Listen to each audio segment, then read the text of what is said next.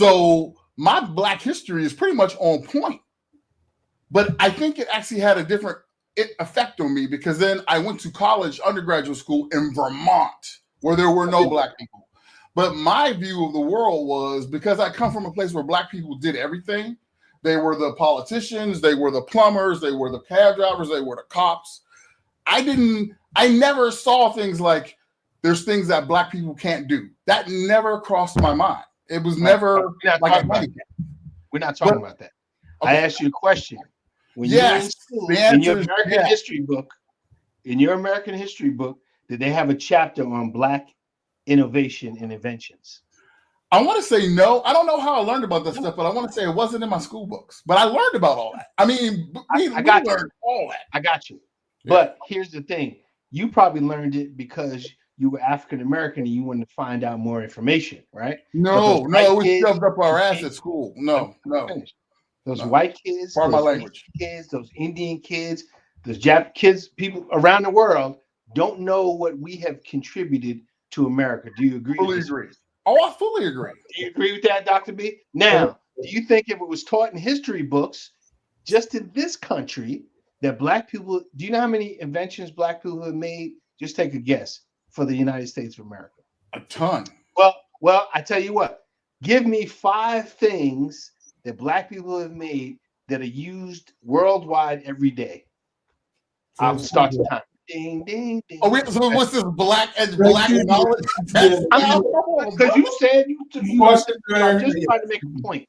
Okay, you want me to give them to you? I just give anybody. No. You want me to give them to you? Go ahead. I just think 5. Go ahead. You go ahead. Tell me 5. The 5 I just named? Cotton gin, the peanut. Don't use the cotton gin in every country. I'm talking about everybody in every country. There's nothing washing machine. Okay, you close. No, you reading it, Nathan. Come on. I'm not reading it. I promise you, I'm not reading it, brother. Just because, seriously, James, just because we don't agree on a lot of things doesn't mean I don't have all the same knowledge that you have. I just have different opinions than you. As brothers, can we hold hands and sing Kumbaya? Super Soaker, Stoplight. And was it Soaker's not used every day? The stoplight. I just thought it was pretty cool. Cool. Washing machine. Dryer. Well, yeah, go ahead. Was it the dryer? He improved the washing machine, but the dryer is completely a Black thing. There's some really cool things. Yeah, there's some more. There's some really cool things. Thank you. The ironing board. Potato chip. It's what? It's not used around the world. The ironing board? Used around the world. Hey, Nathan, your alarm's going off. Okay. So well, if you don't want the ironing board, I got it. So the light bulb, the filament light bulb, Black man. Potato chips. Around the world. Everything's around the world. Chips? Everybody eats potato chips. I know, that's what I'm saying. That's around the world. But you said I said some things that was used around the world. Like every invention is used around the world. Yeah. No. Some countries don't use everything. Well, right? But I got a question though. Okay, because I see where you're going. Can I finish? I was only on 3. I got 2 more left. So what? What else are we doing now? What about now? What are we doing now? Can I do the last one? Yes, go ahead. I'm going to bring you to that. You ready, Nathan? The GPS. Yes. Okay. Right? Everybody used that. A Black woman invented that. Sure. Right? You ready for the last one? Yes. I knew that. Okay, hit me with some more. Call waiting. Right? Call forwarding. I didn't know about call waiting. VoIP. Yes. A Black woman made all of that. Okay, VoIP. So what are we doing today? We win the argument. We're that some great inventors. Huh? We win the argument. We're some great inventors. We're very ingenuitive people. I love Black people. We're very entertaining, as Dr. B was talking about. But what are we doing today to to leverage that? Because it's great for the trivia. I don't think there's anything a Black man can't do. But what are we doing collectively to leverage that? So here's what we should do. We should teach Black history as American history. Exactly. Okay. But do we my point is, and we glanced over that, is no history book I've ever read had a chapter on Black achievements. All I learned in school growing up was Black people were slaves, Martin Luther King. Right? And so do you believe, do you honestly, well, let me just ask, do you honestly believe that if a thorough rendition of Black history, factual history, that's very impactful to society and the world, was taught to across all genre of people, different nationalities, different groups of people, what impact do you think that, where would that then do, what would that then do for Black people? Okay. Self-awareness, self-respect, right? Knowledge of self, right? Okay. It will give you something to aspire to, because until I learned, I went to Howard University, the blackest school on the planet. But before that, I went to all white school. One school, private school. I went from pre-K to 12th grade. We just changed buildings, right? Every textbook I've ever read on history has had European history from start to finish. The Indians, there was no Indian history or what they did before the Americans killed them, right? Now they've taken that out of books. The Pilgrims. That's a common problem. Sure. Okay. So you think that the condition of Black people would be different today if there was a more thorough rendition of our contributions to society and the world?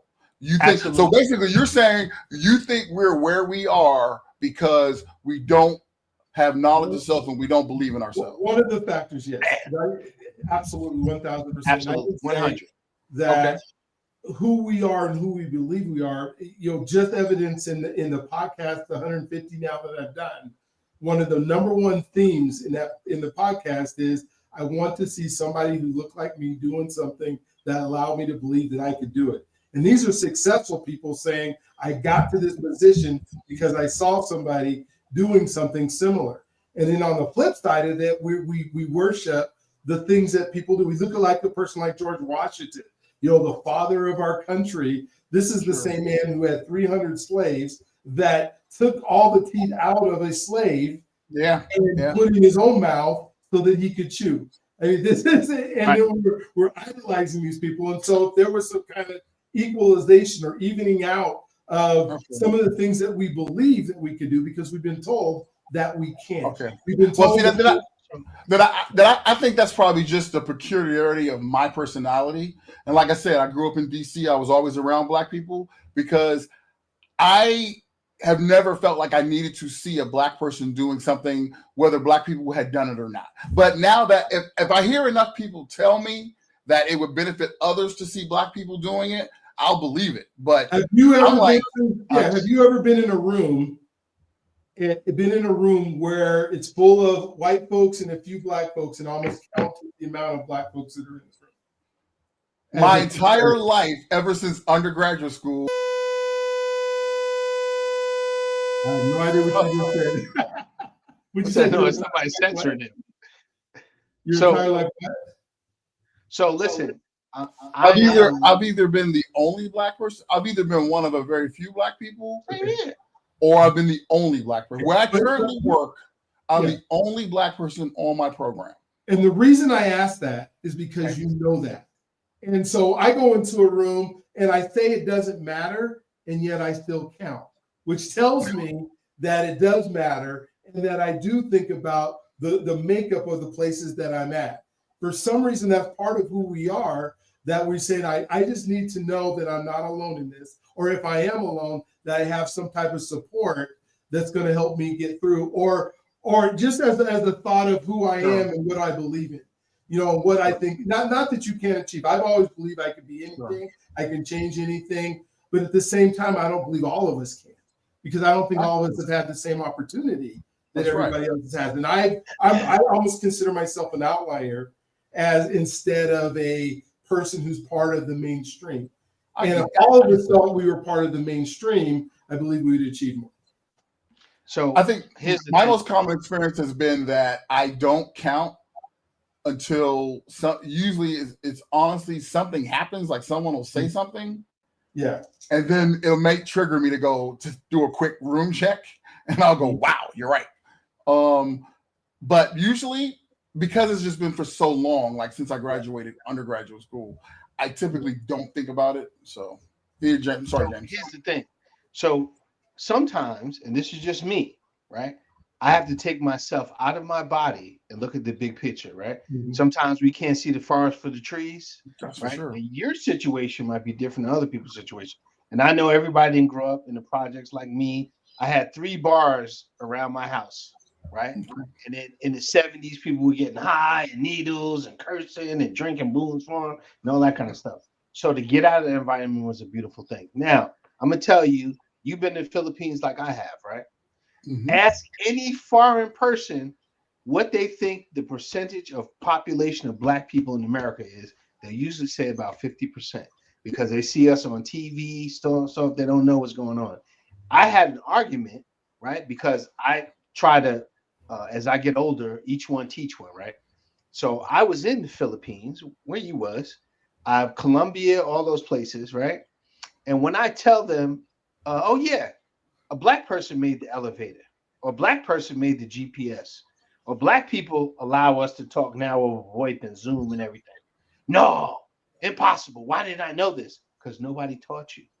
Because the white man, right? And I'm not, being prejudiced, has convinced the world that Black people are inferior, right? Do you agree with me or you don't?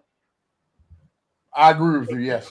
So do you Well, think I would state it differently, but yeah, if you boil it down, there you go being censored again? So you must have a lie detector. That's that IRS employee, The the lie government detector. employee being Lying. like, get up your 5 words. But anyway, what I was saying is that if more people around the world were taught our significant contributions to society, we'd be looked upon differently. And once you're looked upon differently, that would, through osmosis, go into your spirit, and you say, "Hey, I am somebody. I know what's going on." Right? I am I guarantee somebody. you, I'm just being honest with you, right? Okay. You can do the little Muppet voice all you want to. But I'm just telling you how No, it is. no, I was A lot laughing of Black because that men actually used to don't know be. their own words. They don't know. No, their no, own there are actual cartoons and things out there that I was exposed There you go. You lying again. Caught you lying. But so what I'm saying, to put it succinctly, is if more people knew the contributions of Black people, to. Okay. we'd get more respect worldwide. There'd be less what's the word I'm looking for? Noise in the transmission, right? If you go to Japan and you Black, they ask you if you rap or you could break dance. This is when I was there, right? And you ask them about population sizes, and they couldn't name one Black invention. They don't know, right? Because they've been taught through their history, because it's always history, that Black people were just slaves. That's all we were to them. There was no history before that. Do you know there's and you might know this because you know Black history. Do you know there was a wall bigger than the Great Wall of China? Did you know that? Where at? Benin. In Great Wall Benin, of really? Benin. But you've never heard of it because we don't learn our own history. But if What we happened to knew the this, wall? right? Is Black it still people there? invented the whole. Yeah, it's still there. Okay. Google it. It's bigger than the Great Wall of China. I don't Right? doubt it. But it's I don't half doubt it. buried, so you can't see it from space. I mean, I don't doubt anything like that because when we begin to look globally at not only the contributions of Black people, but even if you want to go a little bit earlier than that, structures that are in other cultures. Now let's just bring other cultures into it for a brief second. There's a lot of stuff out there that's not part of the common knowledge and commonly talked about. What culture are we talking about? I'm just all kinds of. If you talk about the what are they talking about? The pyramids that are in Somalia and what's the Ethiopia? That's Africa. I Caught him in lock. Can't hear you, man. Anyway, so that's Africa. that there's a lot of missing information about people of color all over the globe. I fully agree with you. That's all I'm trying to say. I agree with you too. I'm not a walking Black history dictionary, but I'm not saying that you should be, but we should be aware of certain facts because it's up to us to tell the young Black men that they're significant and we have shaped the world in a lot of contexts. No, some of those other races that you talk about, right?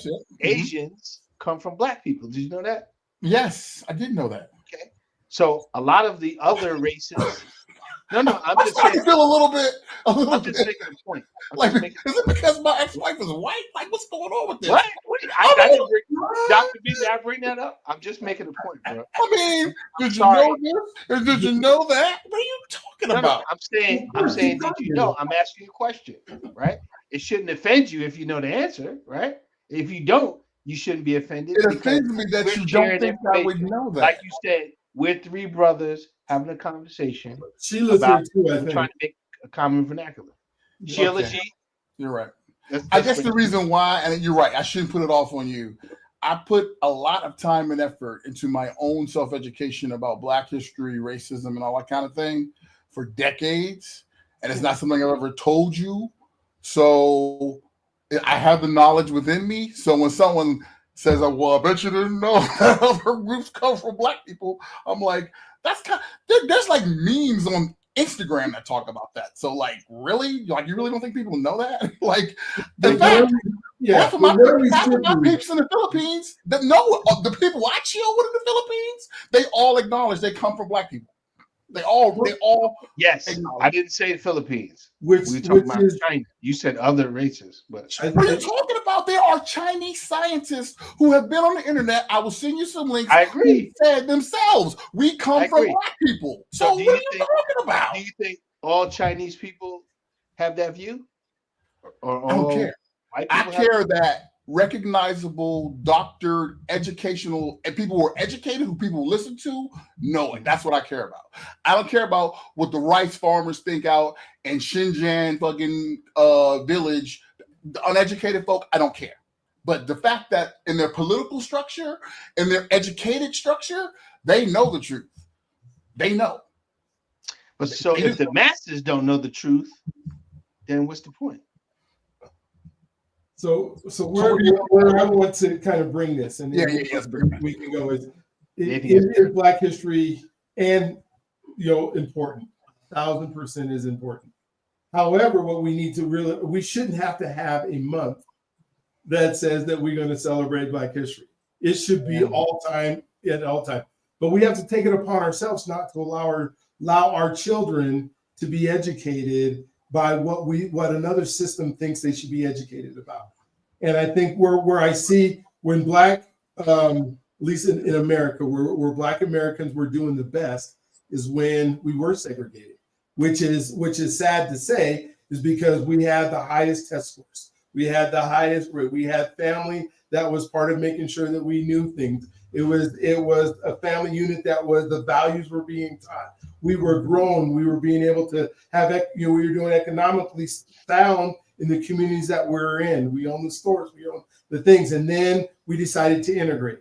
And when we decided to integrate, our America decided that it was important for us to integrate. We started taking our children and allowing them to go to bus to schools where they weren't wanted, that they were asked to sit in the back of classrooms, where they were then taught and indoctrinated into what white America decided that we needed to know in order for us to be integrated into their world with losing our culture. And so is resegregation the answer then? No, it's not the answer. It is just important. To me, it's the family unit has to take back over what is the education, the values that are taught within our own families. And then knowing that our communities are important. We just do like our white brothers and sisters taught us to do. We open up our garage door, we drive in, we shut the door, it goes down, we don't hardly even know where our neighbors are. We don't know. And then we look towards our televisions and our entertainment systems to tell us how we should act, how we should respond, who we should respond to, without having the value system that's a part of it. And so, when I see a lot of young Black men will say yes sir, no sir, and then I see a whole bunch of them that won't. And I can tell you exactly which one has their dad in the home almost predominantly. Not that women are trying to raise men, but it's really hard to do. There's not enough of us who are stepping up. There are many of us who are. When I think of Nate that came onto our podcast, and the things he did and the thought process that went into raising his child, we need to teach our men and our women this is what's important. And until we do that, and we're going to let our our social media and everything else raise our kids for us, then we're getting exactly what we are asking for. How do we do that though? How do we do that? I mean, how?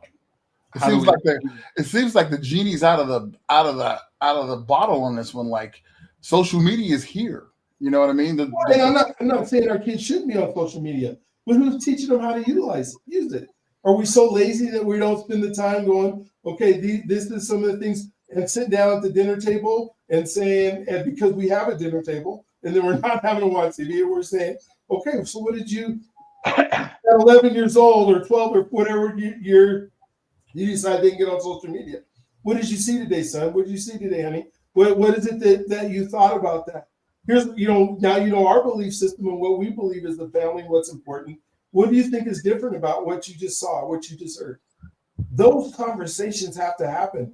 And right now, those conversations aren't happening. It's a free-for-all, bombarded with, and I'm not saying we can't put it in. We can't take ChatGPT out. We can't take AI out. But we damn sure better start teaching folks how to utilize it within a value system that has been created. And if we're not creating it, if the value system is the mom that hates the dad, the father of the kids, talking about how bad he is all the time, and how, or a dad is talking about what he's going to go do out in the community all the time, and who he's going to sleep with, this and that and that. Oh my gosh! Well, if those trends are continuing, though, how then does that get reversed? Because it seems like education, single motherhood rates are increasing, divorce rates are increasing, instances of broken Black families is increasing. So it seems like a lot of people are not getting the memo, or if they're getting the memo, they're not caring. Like, you're going to love this statistic because you say they're decreasing. So in 2011, the family structure with men that were not part of a family are part of raising their kids was at 72% for Black families. Today it's at 52%. So it is decreasing, and we are going in the right direction. Yes. And I didn't know that either. I was shocked when I was starting to read it and going, wait a minute, there are more men who are taking responsibility for their kids and their families. Now we have to give them the tools to be able to combat it. And I think that's where the education system has to jump in, not more entertainment systems. Yeah, for sure. More educational systems where what is the balance? Because I think entertainment's important, but I think it's also what numbs us from the reality of our lives, and it's what we try to escape to all the time.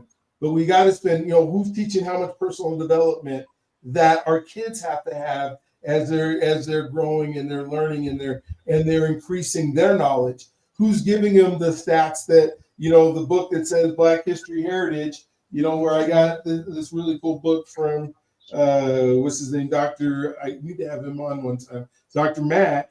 You put these books together, the calendars that talk about all these things. What if we studied this in the 365 days at the dinner table? We just said, oh, this is what happened in history. This is what happened in history. And we start not just Black history, but just all, history from other perspectives. Sure. What is the community work that we're going to do as a family together?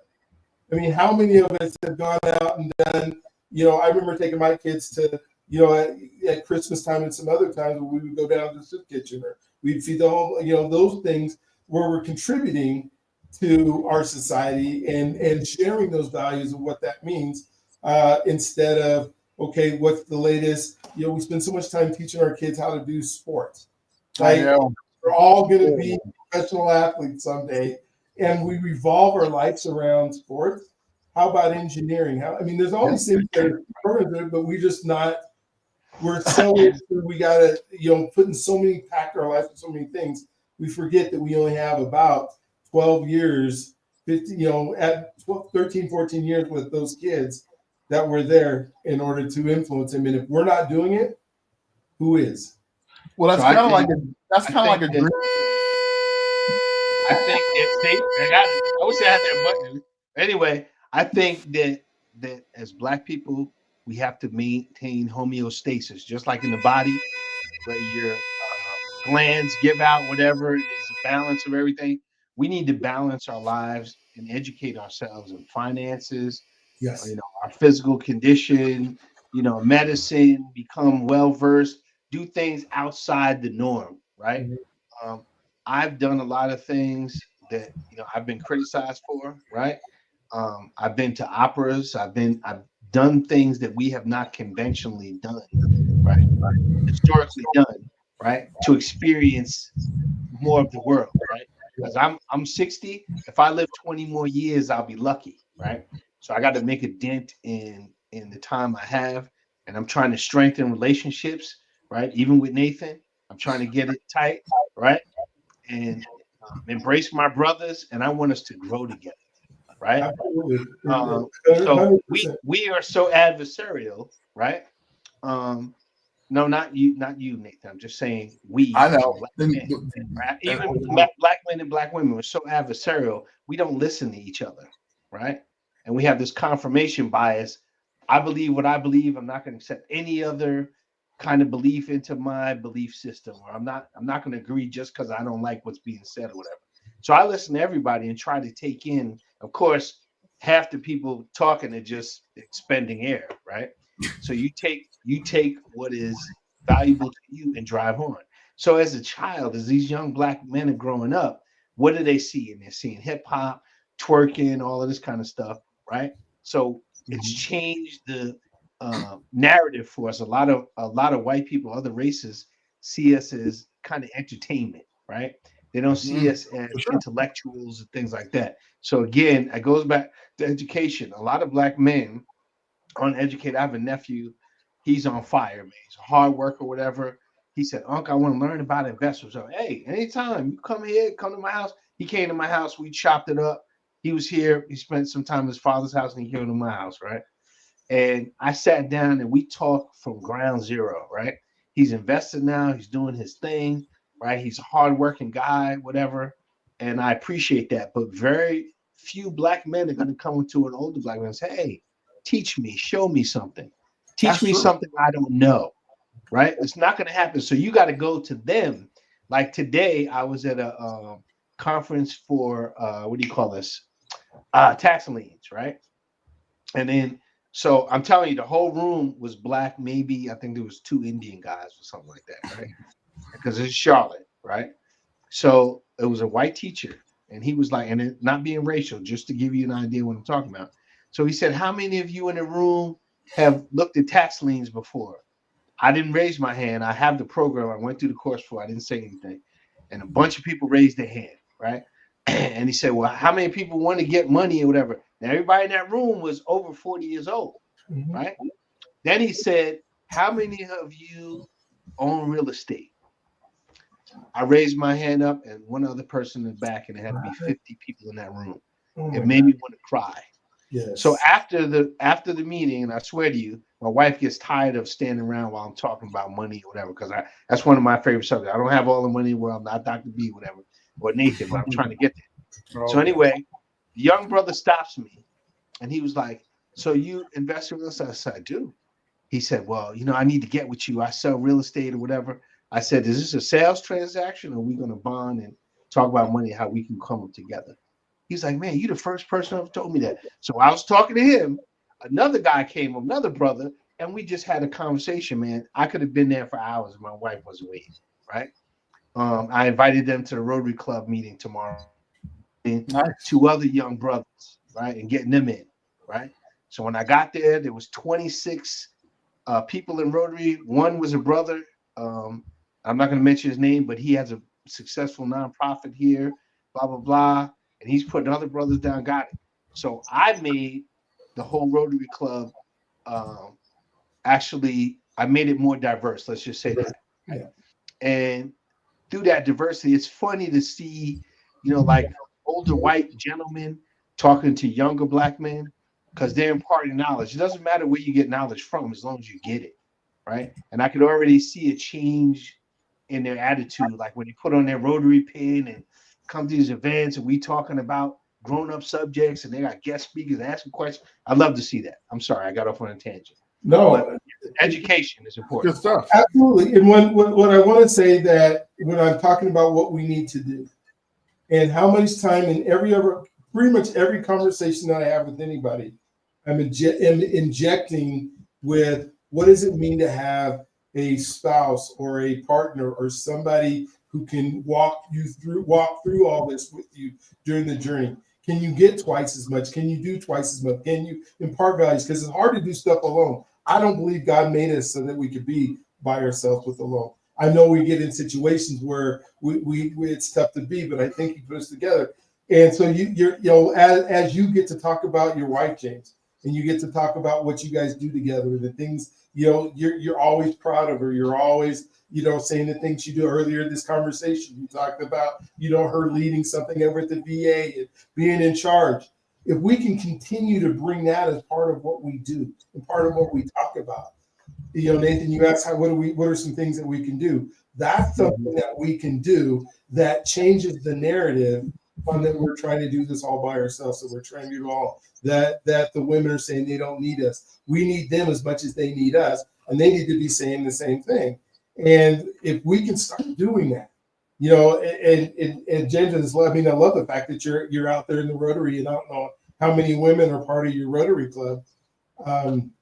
Which I'm assuming there are some that are there, and probably some really sharp ones. The ladies that you've introduced me to have been just phenomenal.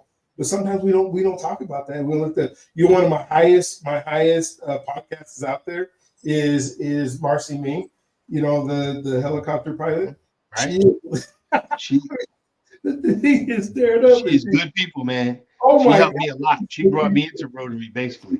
She's on the phone. Her favorite word on the podcast is hunky dory. Yeah, she's amazing, man. So here's the thing, right? And this is, did you ever see the 5 signs of a dysfunctional team?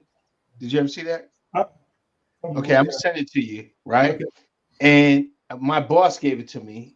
She's a younger white female. She was a major when I was at EA in communications, and she showed me a lot of stuff, right? So she sent me this. She gave me this book to read.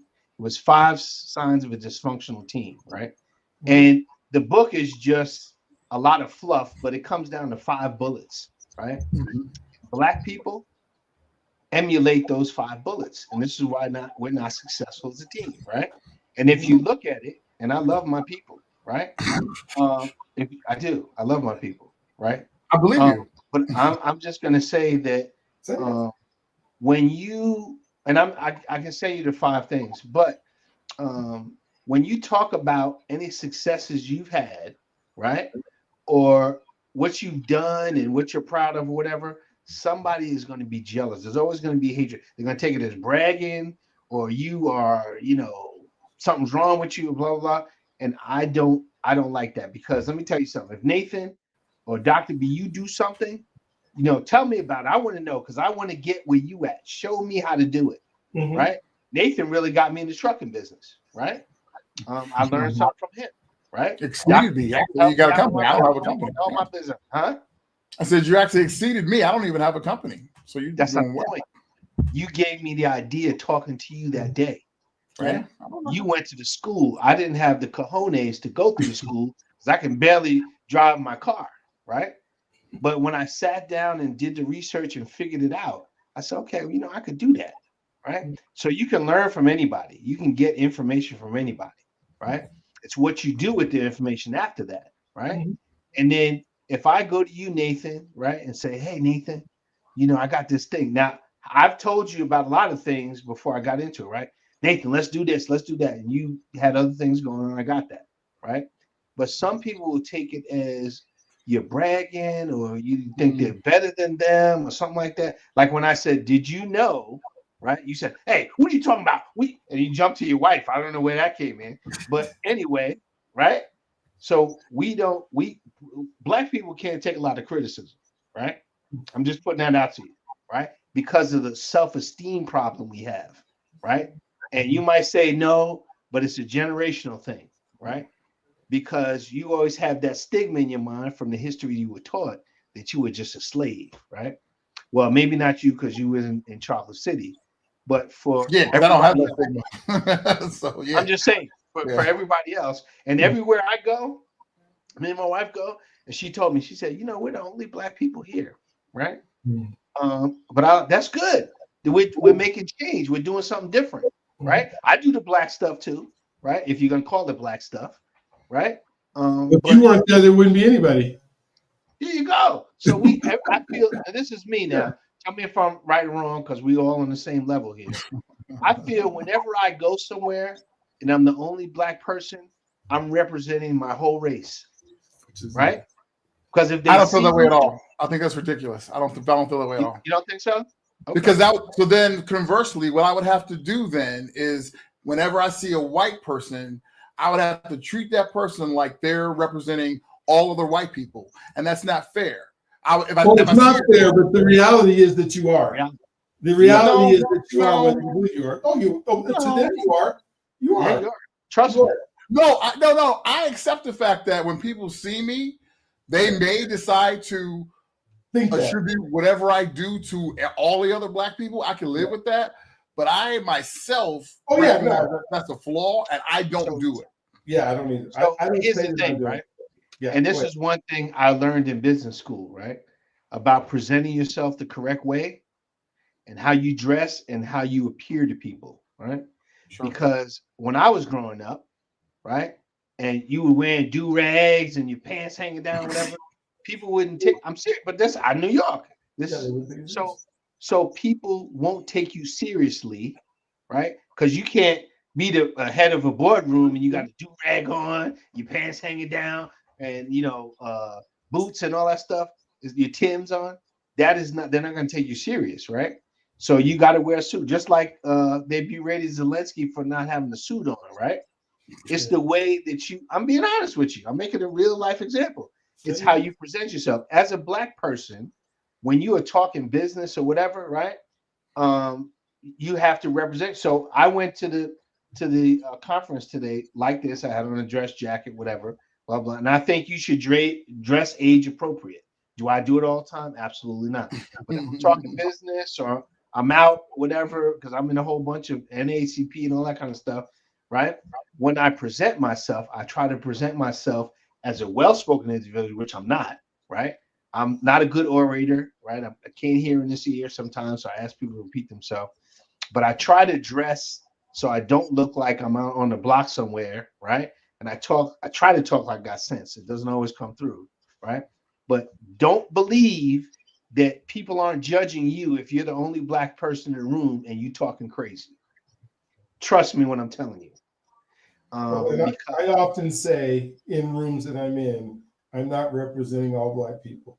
I'm representing me and who I am and my, where I came from and my education level and who through my experiences that I have. And that's how but I have to say that, which is sad. And we'll get to that someday where we don't have to, because you're right, David. It's not fair. It's not fair for them to think that we are representing. When somebody comes after the Super Bowl and asks me what Kendrick Lamar was saying, I have to say, I have no idea what Kendrick Lamar was saying. Right, because you're the black representative, right? Like, what was he talking about? Right. So I got nothing. I've always kind of suffered from that, like, because I get human tendencies to do things like that.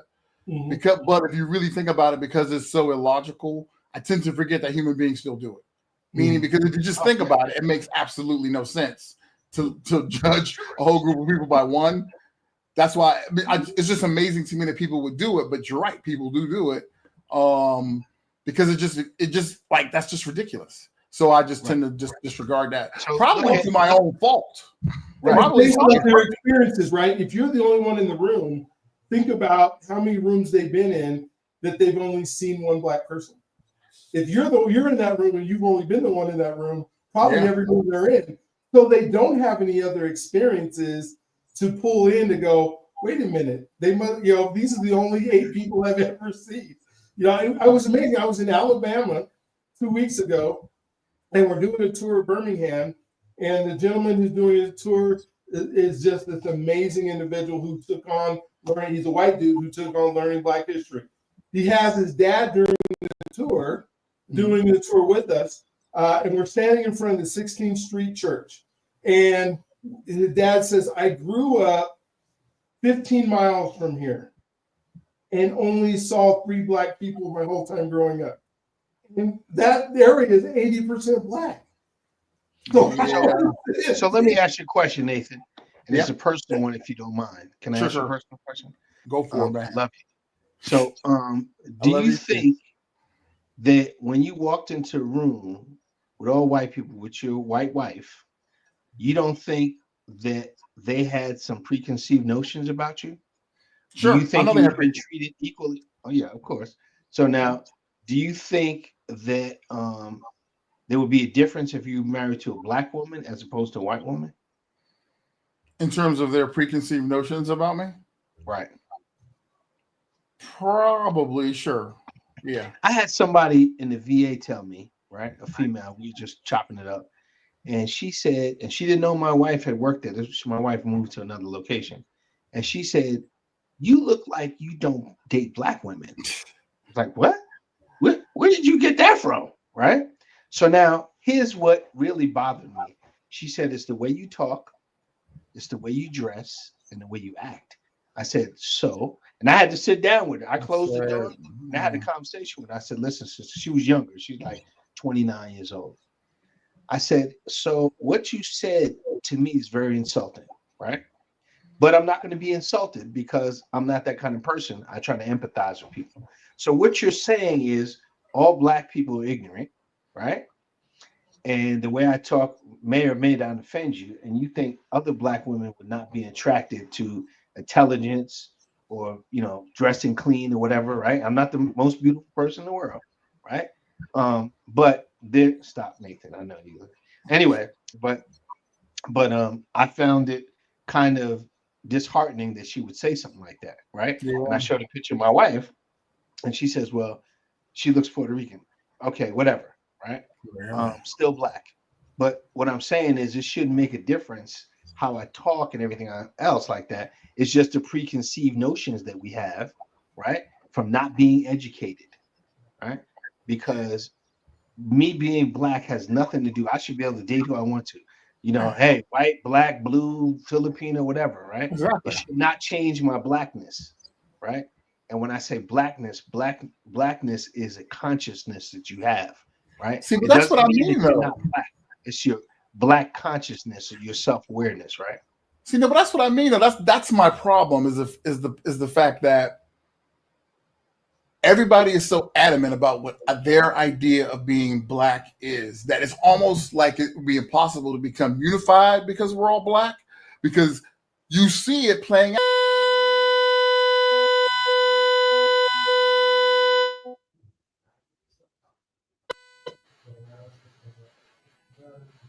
Oh, this set there you go. You're not black when, like, that's why I think it's almost like holding us back, trying to unify everything, intermesh everything under this thing of being black, because there's no unified agreement about what it means to be black, or if you're black enough, like you just said, your wife is black, right? But somebody thought she looked Puerto Rican, so now you got to fight that battle. Are you too dark? Are you too light? Here's the black litmus test. If you were in the South in the 50s, would you be hanging from a rope? Yes. Right? That's what we're going to use today, brother. So they said Obama wasn't black enough. Kamala wasn't black enough. If you go back to the 20s and 50s, would you be swinging from a tree? Is that sufficient for today, truly? That's what we're going to use? Is that really sufficient for today? Mean, black people are represented. Black people are represented in so many activities, in so many places in the world, and so many different things. We're going to go back to one of the most egregious examples of being the black litmus test. But they want to take you back. Huh? They want to take you back. They're trying to take you back. They give away civil rights and all that kind of stuff. Now, you may or may not agree with it, but I'm a realist, right? Obama, they didn't call him an American president. They call him the first black American president, right? So they're always going to put that adjective on you regardless of what you did, right? Like me, I was first star, the black first star, you know, the one in Charlie Come, whatever, right?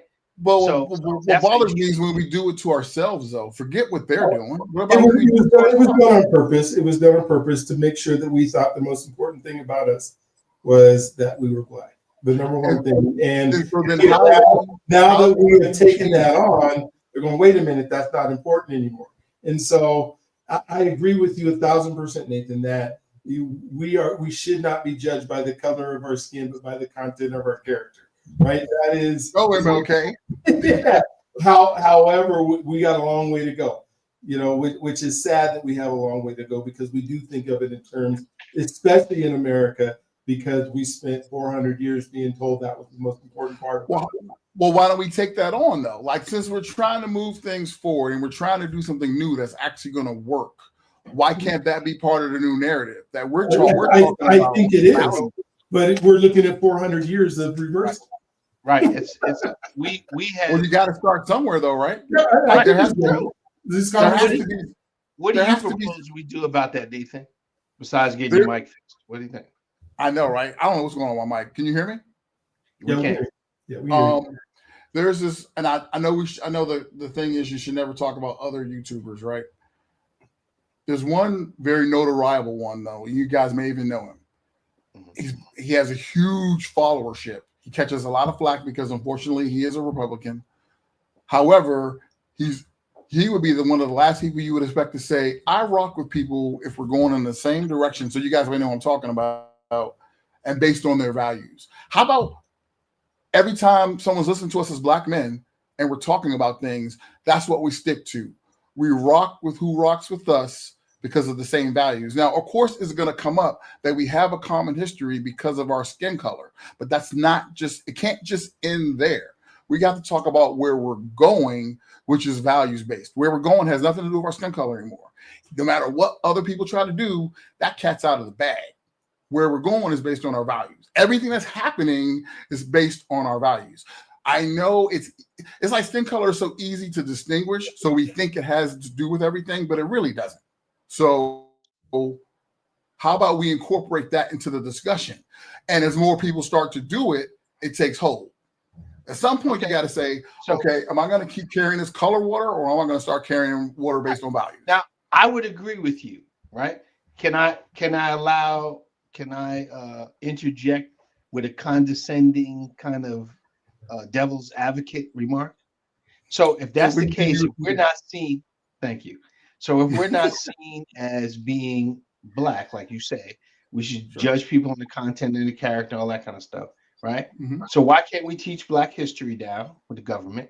Why did DEI go away? Why did they repeal part of the Civil Rights Act? Why did the Equal Opportunity Act go away? Why is his whole staff white? Why is the whole cabinet white, right? As opposed to last cabinet, we had some Black people in it, right? There was a guy who got on Facebook and said that we need to replace all agencies with white males, white men. Did you see that on Facebook? Mm-mm. The guy said, okay, there was some kind of Republican somebody. He was some right wing nut, right? He said we need to fill all these posts with good white men, right? Now, not being prejudiced, right? If they're always talking about our color, right, then we have to talk about color. And you said you talk to people, we talk to people who have similar interests, right? That's what you said? Similar values, yeah. Similar values. If we don't talk to people who have different values, how are we going to have a common vernacular? How are we going to work that out? No, I talk to everybody. I associate with people and rock with people who have the same values. I respect people who have different values. What I refuse to do, because it seems like the least effective way to unify us is by the color of our skin, because we can't even agree on what it means to be Black. I refuse to hold on to that, because enough people around me are holding on to it for starters. So I don't have to worry about holding it. My point was the Mississippi thing is it doesn't matter what we consider Black or not, is what other people consider us, right? Because you'll always be Black to them, regardless of what you do, what you say. You're always going to be Black. So we have to put that in our rucksack. But right? I know I agree with you, but I choose to believe that the longer you talk to me, and you're going to experience this by talking to me for a long time if you continue to, please, eventually referencing the fact that we both happen to be Black will fall away, because it's not part of our relationship. We're not friends because we're both Black. We haven't remained friends because we're Black. I'm not going to stay friends with you because you're Black. You are Black. I'm Black. You went to Howard. My family lives real close to Howard in DC. I respect you because you are one of the most dynamic individuals I've ever met in my life. You have energy. You have a thirst for life. No, I mean this. I've talked to my coworkers about you, brother. You are an awesome guy. You just also happen to have brown skin, but I don't. That's just I can't. For me, it's lacking to latch on to that because you get enough. If there was like 10 of me in this room, none of us would agree what it means to be Black. So why are we using that as the thing to unify us? How about what we both believe? Money, wealth accumulation, values, the family. Because we can all agree what a family is. We can all agree what wealth accumulation is. We can all agree what education is. We can't all agree on what it means to really be Black, right? So and with that, we're gonna stop today. Oh, my bad. We going forever. I know, but I appreciate it, and I can't wait for the ladies to come back next week to really continue this conversation. Because Nathan, you are right. I don't think we're there yet, and that's the same thing. Why do we need DEI? Right? We need DEI because we're not there yet. You know, and so we will get there. And if we keep having the conversation like you're having the conversation, I think we're going to do really well because we need to keep reminding ourselves that that is not the core reason that we are together. Now it might be the core reason we're on this podcast, right? Because we created a podcast around, the issues that we have, and I think we still need to talk about them. But keep singing that song because I think it's super important that we start as a people realizing, yes, we are going somewhere. We are Black entrepreneurs. We're moving forward. And whether we say we're Black entrepreneurs or entrepreneurs, we're moving forward. But it's going to take a while to get to that point where we're at. So next week we're back on. Thank you guys for being on. I'm going to shut down the show just because, and I actually record, so this would be pretty good for them to hear. We'll just keep going because, like you said, we can talk about anything and we can talk forever. Hey, we need to have an after show segment too. There we go. That's what we need. I still have a lot of thoughts to tell Nathan. I guess. I know. You and Nathan, go ahead, call each other, get on there. I gotta get on another call, so we will talk to you guys. We're gonna set that up in a few weeks. We're gonna do it. We're gonna figure out a way to do maybe an after show in Discord. Have you heard of Discord? Yes, let's do it. Yeah, I like it. That's a beautiful thing. We'll talk to you guys soon. All right. Awesome. Thanks, guys.